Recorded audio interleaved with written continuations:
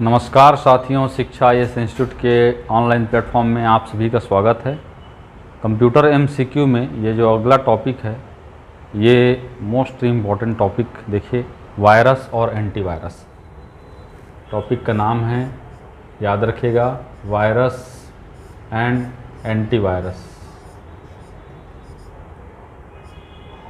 तो थोड़ा सा मैं इनके बारे में बताना चाहूँगा। जैसे ह्यूमन बॉडी को नुकसान पहुंचाने वाले, ठीक है, जो नुकसानदायक चीज़ों में वायरस, एंटीवायरस, प्रोटोजोआ, फंगस आते हैं, वैसे ही कंप्यूटर को नुकसान पहुंचाने वाले जो प्रोग्राम हैं, ये प्रोग्राम होते हैं दोस्तों, इसे ही वायरस कहा जाता है।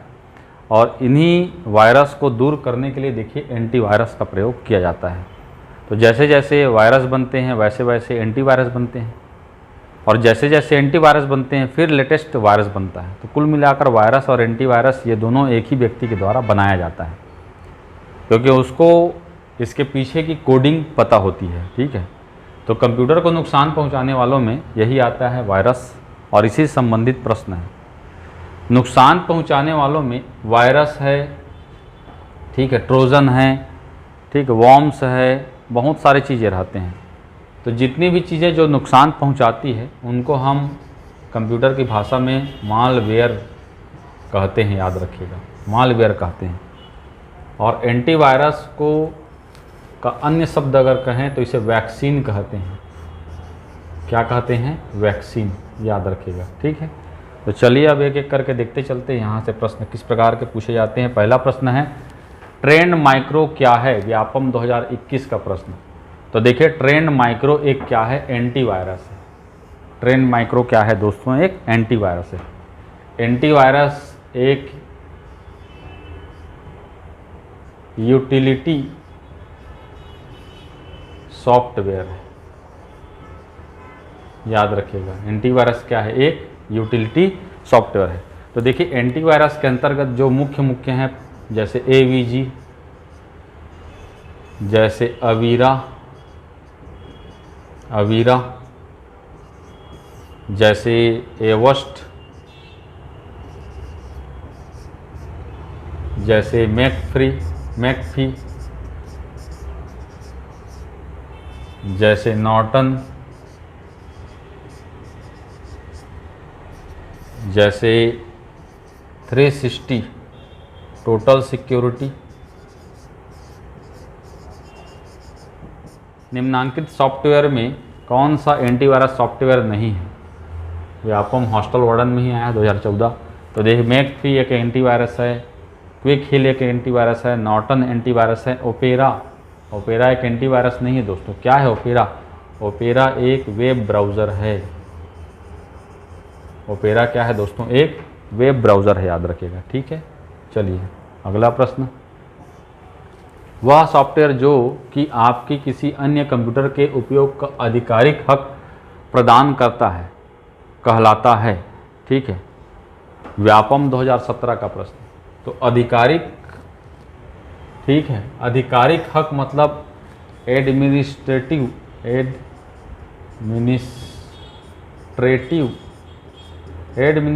लेवल का एक्सेस प्रदान करता है, इसीलिए ये बहुत खतरनाक होता है। ठीक, और इस प्रकार के सॉफ्टवेयर को कहा जाता है दोस्तों रूट किट। क्या कहा जाता है? रूट किट, याद रखिएगा। ठीक, तो रूट किट क्या है? एडमिनिस्ट्रेटिव लेवल का एक्सेस प्रदान करता है। ठीक, याद रखिएगा। चलिए अगला प्रश्न। बाहरी आक्रमण से नेटवर्क को बचाने का तरीका खाली स्थान है। व्यापम 2017 का प्रश्न। बाहरी आक्रमण मतलब क्या हो गया? अनवांटेड जो, ठीक है, एक्सेस करने की कोशिश करते हैं आपके कंप्यूटर में, ठीक है, आपकी पहचान जानकारी के बगैर अनधिकृत रूप से। ठीक है, तो उनके लिए जो है माइक्रोसॉफ्ट विंडोज़ में पहले से ही एक, ठीक है, प्रोटेक्शन, ठीक, प्रोवाइड किया जाता है। इसको ही क्या कहा जाता है दोस्तों? फायरवॉल कहा जाता है। क्या कहा जाता है? फायरवॉल, याद रखिएगा। ठीक, ये अनवांटेड एक्सेस को रोकने के लिए ये by default Windows operating system में पहले से डला हुआ रहता है, लेकिन हम इसको एक्सेस नहीं कर पाते। इसका कारण क्या है? तो इसका कारण यह है कि हम ओरिजिनल विंडोज़ के सॉफ्टवेयर यूज़ नहीं करते, वो पायरेटेड होते हैं। तो जब भी आप इंस्टॉल करते हैं तो फायरवॉल को फिर ऑफ़ करना पड़ता है, ठीक है, क्योंकि हमारे जो सॉफ्टवेयर हैं वो क्या रहते हैं, पायरेटेड रहते हैं, डुप्लीकेट रहते हैं, ठीक है। तो याद रखिएगा फायरवॉल इसका आंसर होगा। अगला प्रश्न देखिए, एंटीवायरस किस प्रकार के सॉफ्टवेयर की श्रेणी में आता है? तो देखिए सॉफ्टवेयर मैंने बताया था 3 प्रकार के, पहला सिस्टम सॉफ्टवेयर, दूसरा एप्लीकेशन सॉफ्टवेयर, तीसरा utility software. System software system को चलाने के लिए आवश्यक होते हैं। एप्लीकेशन सॉफ्टवेयर ये यूजर के रिक्वायरमेंट के हिसाब से इंस्टॉल किए जाते हैं। और यूटिलिटी सॉफ्टवेयर जो आपके कंप्यूटर सिस्टम को इम्प्रूव करने के लिए, ठीक है, उसकी उपयोगिता को और, ठीक है, अच्छा करने के लिए इस प्रकार के सॉफ्टवेयर का प्रयोग किया जाता है। तो एंटीवायरस भी आपके सिस्टम को इम्प्रूव करता है, ठीक है। तो ये किस प्रकार का सॉफ्टवेयर होगा दोस्तों? Utility software. क्या होगा? यूटिलिटी सॉफ्टवेयर, याद रखिएगा। तो एंटीवायरस एक यूटिलिटी सॉफ्टवेयर है, ठीक है। चलिए अगला प्रश्न, किसी व्यक्ति के पहचान के हेराफेरी कर किसी व्यक्ति की गोपनीय सूचना प्राप्त करना किस प्रकार का प्रयास है? व्यापम 2018 का प्रश्न, ठीक है। तो इस प्रकार के प्रयास को कहते हैं फिशिंग स्कैम। फिशिंग स्कैम है फिशिंग। अब देखिए ये स्पेलिंग इस प्रकार से फिशिंग। तो फिशिंग ऐसा जो टर्मिनोलॉजी है, जैसे फिश को पकड़ने के लिए हम जाल फेंकते हैं, चारा डालते हैं, वैसे ही यहाँ पर नकली वेबसाइट, नकली ईमेल आईडी के द्वारा जो है आपको जो है, ठीक है, आपके पहचान, ठीक है, आपके डेटा, इसको जो है आपकी जानकारी के बगैर एक्सेस किया जाता है। तो इस प्रकार की चीज़ों को कहते हैं फिशिंग स्कैम, याद रखिएगा, ठीक। चलिए अगला प्रश्न, मैलेशियस सॉफ्टवेयर के लिए सामान्यतः कौन सा नाम उपयोग किया जाता है? तो देखिए मैलेशियस कहा जाए, मैलेशियस, या इसी के लिए एक और शब्द है मेलवेयर। मेलवेयर याद रखें, मैलेशियस या मेलवेयर। ये सब क्या होते हैं दोस्तों? ये सब कंप्यूटर को या आपके इन्फॉर्मेशन को, आपके डेटा को नुकसान पहुंचाने वाले कारक होते हैं, ठीक। इसको कंबाइंड रूप से क्या कहा जाता है? मेलवेयर कहा जाता है, ठीक। चलिए अगला प्रश्न, यह एक मालवेयर कंप्यूटर प्रोग्राम है जो स्वयं की प्रतियां बनाता है। व्यापम हॉस्टल वार्डन 2016 का प्रश्न। देखिए यहाँ से वार्डन में प्रश्न आ रहे हैं, और एक नहीं 2-2 3-3 प्रश्न आ रहे हैं। तो देखिए मालवेयर स्वयं की कॉपी करते हैं। तो स्वयं की कॉपी करने वाले कौन होते हैं दोस्तों? वॉर्म होते हैं, याद रखिएगा। कौन होते हैं? वॉर्म होते हैं। ये स्वयं की कॉपी करते हैं। स्वयं की कॉपी करने से क्या होगा?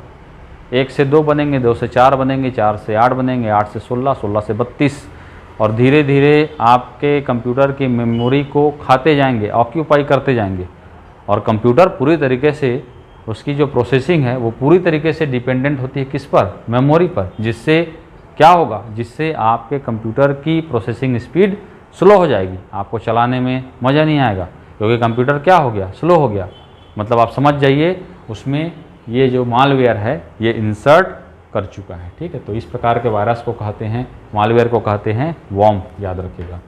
चलिए अगला प्रश्न, निम्नलिखित में कौन सा मैलेशियस प्रोग्राम अपने आप नकल नहीं करता, मतलब स्वयं की कॉपी नहीं कर रहा, ठीक है।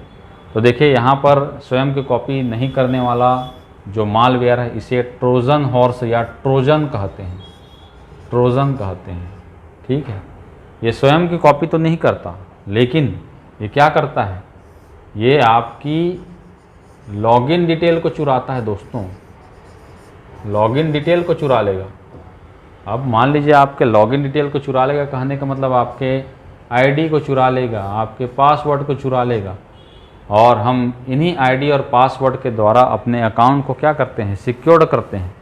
अब आपके मोबाइल में अगर किसी को आपका पैटर्न लॉक या आईडी पासवर्ड पता चल जाएगा तो क्या होगा? आपके ज़रूरी इन्फॉर्मेशन को चुरा लिया जाएगा, आपके अकाउंट का डिटेल को चुरा लिया जाएगा, और आपकी इन्फॉर्मेशन को नुकसान पहुंचाया जाएगा।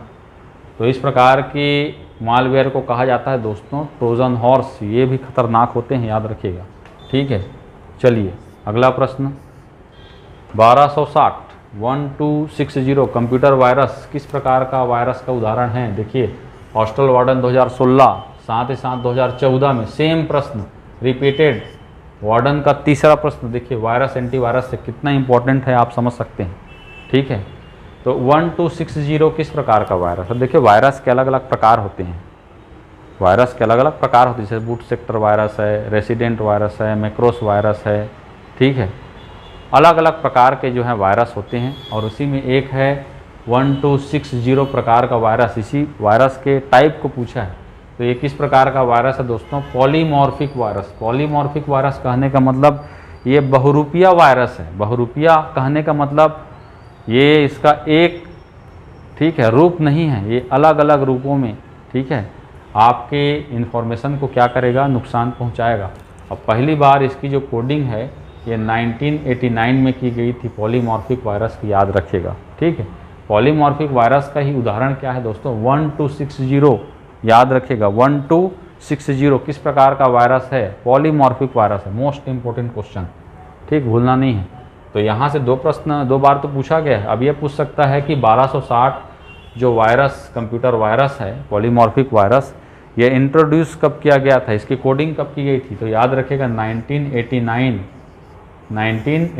इम्पॉर्टेंट है, ठीक। चलिए अगला प्रश्न, बूट सेक्टर वायरस के लिए निम्न में से कौन सा कथन सही है? ठीक है, पहला यह एक कंप्यूटर प्रोग्राम है, तो वायरस तो एक कंप्यूटर प्रोग्राम ही होता है, ये सही है। दूसरा, यह बूट रिकॉर्ड को संक्रमित करता है, ये भी सही है। कंप्यूटर बूटिंग के समय यह सबसे ज़्यादा क्रियाशील होता है, तीनों सही है, ठीक है। तो इस प्रकार से, ठीक, उपरोक्त सभी सही है। तो सबसे खतरनाक है दोस्तों boot sector virus, boot sector virus, ठीक है। और प्रथम बूट सेक्टर वायरस का नाम क्या था दोस्तों?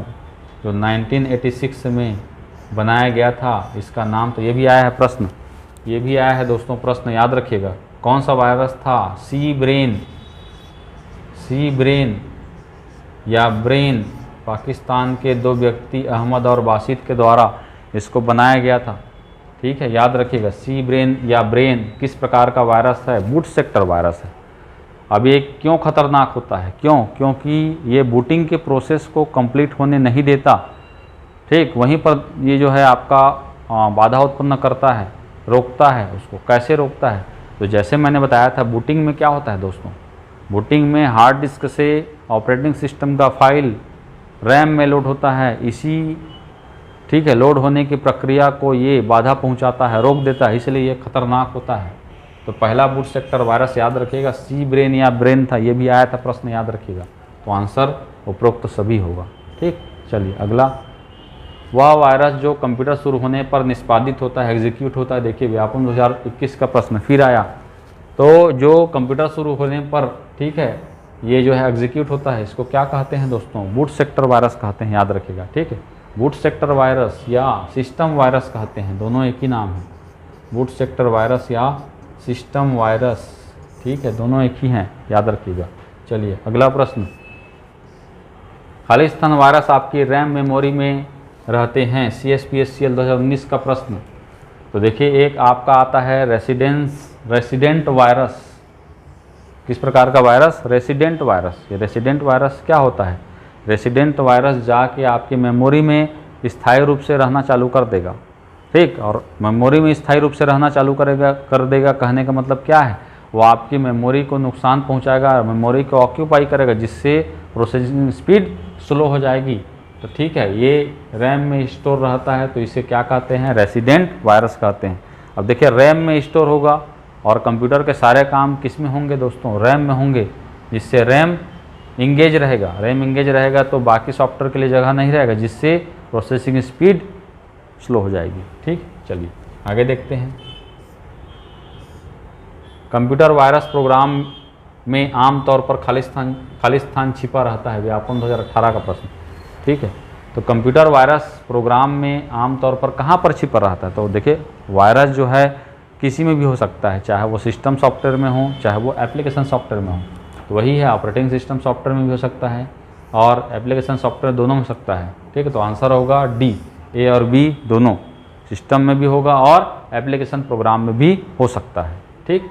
चलिए अगला प्रश्न, साइबर राइट वायरस है व्यापम 2000, ठीक है, 14 का प्रश्न। तो साइबर राइट एक विंडोज़ वायरस है, ठीक है। तो इसकी खोज 1993 में की गई थी, बस इतना ही आपको याद रखना है। कभी कभी डायरेक्ट टर्मिनोलॉजी से ही प्रश्न पूछ देता है, साइबर राइट क्या है, तो याद रखिएगा ये क्या है, आपका विंडोज़ वायरस है। रट लो, आ जाएगा तो बन जाएगा आपसे, नहीं तो फिर गलत बन जाएगा। तो याद रखिएगा साइबर राइट किस प्रकार का वायरस है, विंडोज़ वायरस है, बस ख़त्म, फिनिश। चलिए अगला प्रश्न, किस प्रकार का वायरस आमतौर पर ईमेल के माध्यम से कंप्यूटर में प्रवेश करता है, व्यापम 2023 का प्रश्न, पिछले साल का ही प्रश्न है, ठीक है। तो मैक्रोस वायरस क्या है आपका, मैक्रोस वायरस, मैक्रोस वायरस, ठीक है। आमतौर पर मैक्रो मतलब क्या होता है, जो भी आपके जो फाइल हैं, जैसे डॉट पीपीटी फाइल, ये डॉट डॉक फाइल या डॉट, ठीक है, आपका डॉट एमडीबी फाइल, जितने भी फाइल हैं ये सब फाइल को क्या कहा जाता है, मैक्रो कहा जाता है। और इसी के माध्यम से, ईमेल के माध्यम से ये कंप्यूटर में एंटर करते हैं। और जितने भी आपके डॉक्यूमेंट वाली जो चीज़ें हैं, ये जो चीज़ें हैं मैक्रो फाइल हैं, इनको क्या करेंगे, नुकसान पहुंचाएंगे, आपके डॉक्यूमेंट को नुकसान पहुंचाएंगे, ठीक। तो इस प्रकार देखेंगे कई डॉक्यूमेंट को आप जैसे पेन ड्राइव में लेके दूसरे जगह से लाते हैं, आप अपने कंप्यूटर में इंसर्ट करते हैं, तो देखते हैं कि वो दूसरे कोड में बदल गया, तो समझ जाइए इस प्रकार का वायरस आपके पेन ड्राइव में, ठीक है, चला गया है, ठीक, मैक्रो वायरस, ठीक, याद रखिएगा। चलिए अगला प्रश्न, वायरस का पूरा नाम जो साइबर दुनिया में प्रयोग में लाया जाता है, तो देखिए वी का है वाइटल, याद रखिएगा वाइटल, ये दोनों गलत है। आई का है इन्फॉर्मेशन, देखिए इन्फॉर्मेशन दोनों में है, वाइटल इन्फॉर्मेशन रिसोर्स रिकॉर्ड नहीं है, तो देखिए 3 ऑप्शन कट गए, ठीक। सही आंसर जान लो या गलत को काट लो, दोनों एक ही बराबर है।